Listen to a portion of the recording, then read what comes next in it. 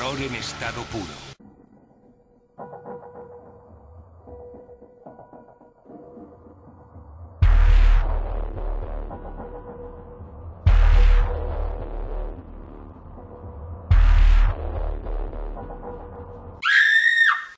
Hola, soy Princess of the Dark 23. ¿Tanto tiempo? ¿No? Wee. Pronto haré un video para encontrar asistentes, si quieren me pueden recomendar alguno. Llegando al punto aquí un video de creepypasta, espero que les guste, jaja.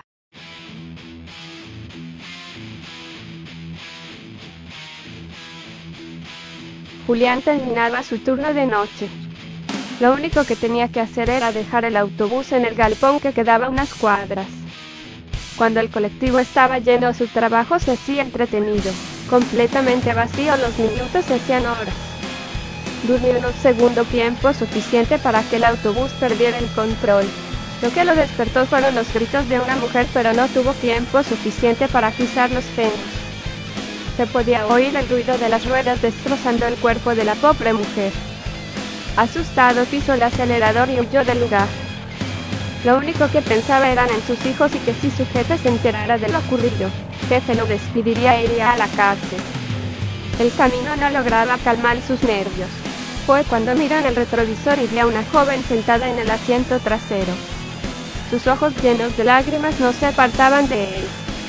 Él se volteó y miró, pero el autobús estaba vacío. ¿Me he vuelto loco?, se preguntó Julián. Miró otra vez por el retrovisor y la joven seguía en el mismo lugar, mirándolo fijamente. Julián alejó su mirada hasta no tener el valor de mirar más. Cuando se estaba alejando de la ciudad, escuchó que alguien lo llamaba. Miró por el retrovisor y fue allí donde la vi, pero esta vez caminaba hacia él lentamente. Apoyó su mano en su espalda y sentía como una mano lo quemaba. Cerró los ojos y al abrirlos, vi la cara espeluznante en el retrovisor, pero solo se escuchó un choque. Al día siguiente despertó en el hospital. Unos policías les informaron que habían encontrado sangre en su autobús y que coincidió con la sangre de una joven atropellada anoche. Policías se retiraron y en un pequeño espejo del hospital pudo ver a la joven mirándolo, diciéndole: vendré por ti.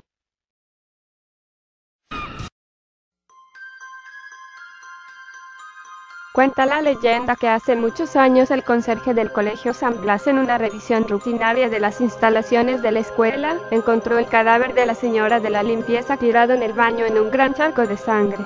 Tenía la ropa llena de rasgaduras y heridas y le faltaban trozos en la cara como si hubieran sido arrancados a mordiscos. Aterrado, llamó a la policía y los policías se llevaron el cadáver. Al parecer había muerto tras varias horas de crueles torturas. Nunca se descubrió al culpable y la memoria de lo sucedido fue pasando de generación en generación de estudiantes, que contaban la historia entre burlas y sin darle la mayor importancia. Actualmente se dice que, si te encierras a solas en el baño, puedes sentir como la mujer toca la puerta. Si cometes el error de abrirle, su espíritu atormentado entrará y te torturará del mismo modo que lo hicieron con ella. Pedro y sus amigos siempre habían creído que la leyenda era una chorrada y se burlaban de uno de sus amigos que insistió en que él una vez estuvo solo en el baño y le tocaron la puerta. Hasta que hace unos días se celebró en el colegio la fiesta de fin de curso. Pedro estaba hablando con un amigo y le dijo que le esperara un rato mientras iba al baño. Curiosamente no había nadie cerca, algo poco habitual porque el colegio estaba lleno de gente por la fiesta, y fue allí donde se acordó de la leyenda. Haciéndose el gallito con la valentía del que se ha tomado alguna copa de más, decidió ponerle el seguro a la puerta para comprobar si la historia de fantasmas era cierta. Pretendía burlarse de los demás por un miedo infantil que él consideraba de cobardes. Una vez hubo cerrado la puerta del baño, se acercó al inodoro y, como queriendo rematar el asunto, cerró también la puerta del pequeño cuartillo en que tenía que hacer sus necesidades. De pronto escuchó unos golpes secos en la puerta y, a pesar de su supuesta valentía, se asustó tanto que fue como si una mano helada le apretase el estómago. Con la voz entrecortada preguntó: ¿quién es?, tratando de que no se sintiera el miedo en su voz. Ya algo repuesto, pero aún con miedo, volvió a preguntar: ¿quién es? Nadie le respondía. Además se había hecho un absoluto silencio, tan absoluto que ni siquiera se escuchaba el ruido de la fiesta. Por su cabeza rondaban mil ideas: cómo podía haber entrado alguien si él cerró con llave y comprobó que se encontraba solo. Los golpes volvieron, y como queriendo convencerse a sí mismo de que alguien se había encerrado para hacerle una mala jugada, lanzó un grito entre enfadado y atemorizado. ¿Quién es? No jodan. Armándose de valor, miró por debajo de la puerta y sintió que se le paraba el corazón al ver que no había nadie al otro lado de la puerta. Impulsado ya no por el valor sino por el terror que nos hace correr para sobrevivir, abrió violentamente la puerta del baño y, justo en el momento en que pretendía salir, se giró tras oír una voz de mujer detrás de él. Al hacerlo pudo ver una mujer totalmente cubierta de sangre que con los brazos extendidos intentaba alcanzarle mientras arrastraba una de sus piernas parcialmente devorada. Totalmente bloqueado por el miedo, Pedro perdió la orientación y en su carrera se golpeó la cabeza con el marco de la puerta quedando inconsciente. Minutos más tarde despertó mientras varias personas le rodeaban tratando de reanimarle. Su amigo, al escuchar un fuerte golpe en el baño, decidió acercarse a ver qué había sucedido y lo encontró en el suelo inconsciente. Todos tomaron su historia como la de un borracho que no recordaba lo que había sucedido. Pero en su pierna había una marca inequívoca de que la leyenda era cierta. Un mordisco con la forma de una dentadura humana. Tal vez si su amigo no hubiera llegado a tiempo, él mismo hubiese formado parte de la historia de la mujer asesinada en el baño. Cuenta la leyenda que dos atracadores fueron cercados por la policía y, en su huida, tuvieron que abandonar su vehículo de fuga y adentrarse en una estación de metro. En su desesperada carrera, comenzó un tiroteo en los pasillos de la estación, en el cual un certero disparo de uno de los ladrones impactó directamente en la frente de uno de los policías, matándolo al instante. En mitad de la confusión, y mientras el resto de agentes se parapetaban tras unas columnas, la pareja de delincuentes consiguió subirse a un tren mientras escuchaban a su espalda la detonación de más disparos de los policías. Pocos instantes después la máquina emprendió su marcha, escapando dentro de ella los ladrones.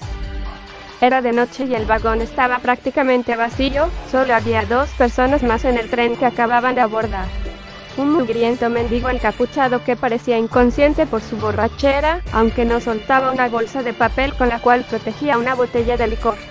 Y un hombre con aspecto de abogado que, perfectamente trajeado, dormía con la boca abierta y muy probablemente se habría pasado la estación hacía bastante tiempo. Los atracadores, al comprobar que no estaban en peligro, empezaron a reír su suerte y a trazar un plan de fuga.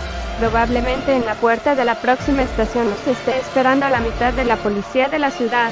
Así que, en cuanto bajemos de este trasto, tenemos que meternos corriendo en el túnel.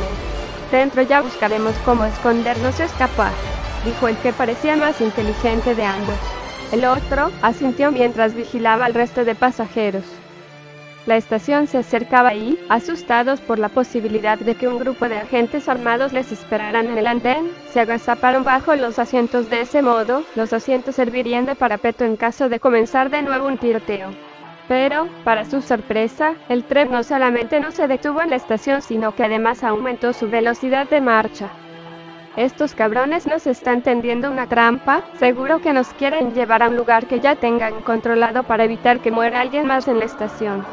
Seguro que han dado la orden al maquinista para que no se detenga. Visiblemente asustados, comenzaron a caminar como locos por el interior del tren mientras buscaban un modo de escapar. Pero las puertas parecían selladas e incluso, disparando a la manilla que les permitía cambiar de vagón, no consiguieron su propósito. Una nueva estación pasó ante sus ojos a toda velocidad, pero esta vez se dieron cuenta de un detalle que en la anterior ocasión no detectaron. La gente que había en el andén esperando no parecía inmutarse, como si no pudieran ver la potente máquina que cruzaba a toda velocidad por la vía. El tren aumentaba su velocidad con cada metro recorrido y parecía adentrarse en las entrañas de la tierra, pues cada vez se podía percibir con más claridad la inclinación del vagón y su vertiginoso descenso. ¿Qué mierda pasa aquí? Esto no lo está haciendo ningún policía, dijo el más callado.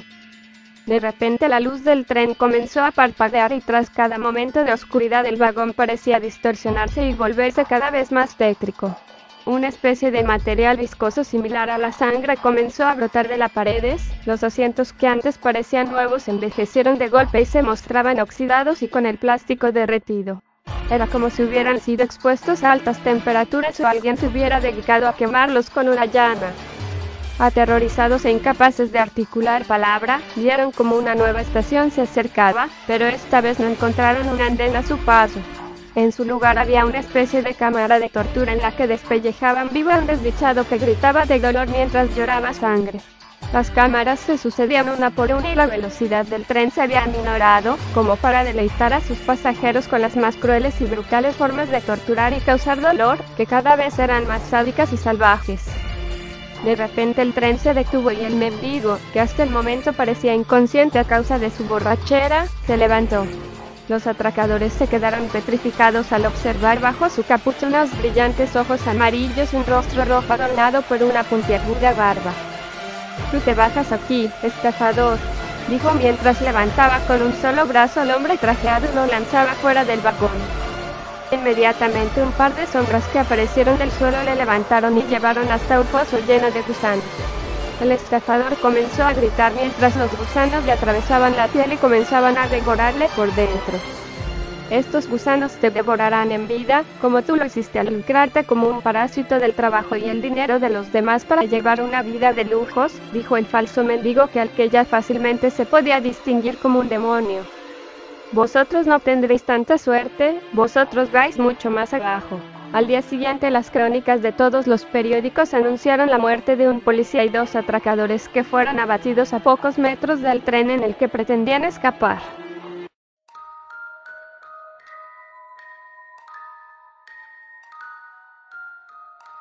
Los alumnos habían esperado esta excursión muy ansiosos, pues esta no sería como las aburridas que generalmente se organizaban en el colegio. Todo estaba organizado y listo, pero ni los alumnos ni los maestros se dieron cuenta que su chofer anduvo tomando demasiado y estaba borracho. Cuando ya estaban a punto de llegar, el chofer se detuvo para ir al baño y dejó el autobús en medio de las vías. Cerró las puertas y tomó la llave para que ningún niño travieso las tomara y las escondiera. El tren, que venía a gran velocidad, tocó bocina para que el autobús se moviera, pues era demasiado tarde para que frenara. Todos los alumnos asustados empezaron a gritar y muchos a llorar. Lo último que se escuchó fue los gritos de dolor de todos esos pobres niños. Salieron en todas las noticias y periódicos, el chofer fue a prisión y en las vías colocaron flores y fotos de los 25 niños fallecidos. Se cuenta que en la medianoche, si te quedas en esos vías, tu auto se moverá misteriosamente hacia las vías. No podrás salir, pues algo atascar a la puerta desde afuera y verás pequeñas manos que empujan tu auto como si fueran de niños, y escucharás voces de niños, pero lo último que escucharás será la bocina del tren, pues no te dejarán escapar.